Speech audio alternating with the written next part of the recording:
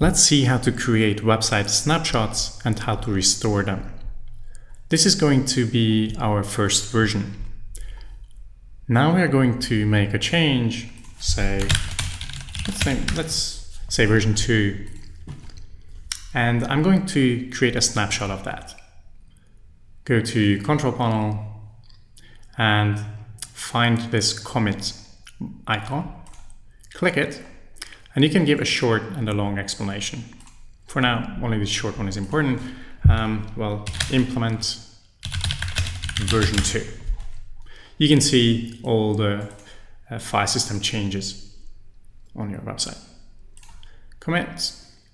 Okay. And there's a story. If you click that, you will see all the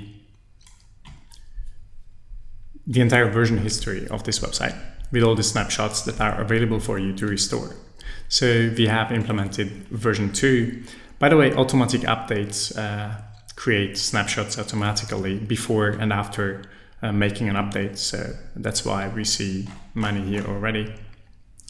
So go back to the website and you live your life, and at some time in the future realize, I actually want to see how the website looked at a given point in time.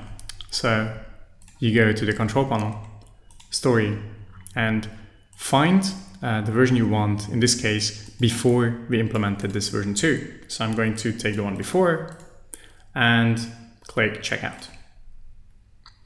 Now I'm going to use, say, old. So we are going to check it out on a subdomain of the website. Checkout. This is not going to affect the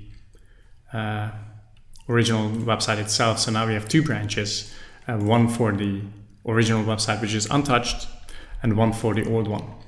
If we go on it, because we haven't been on this domain before, the SSL certificate will be generated on the fly.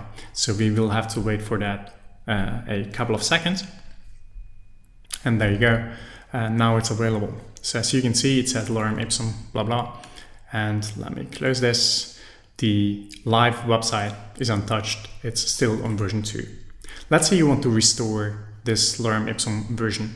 So what you will do is you go to the control panel and say you want to publish this branch onto the live one, which you can do with the publish button. Let's click that.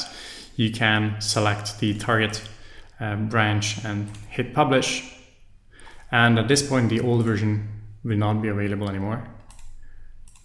And notice it says version 2. If I refresh, it says lorem ipsum. So now the old version was restored.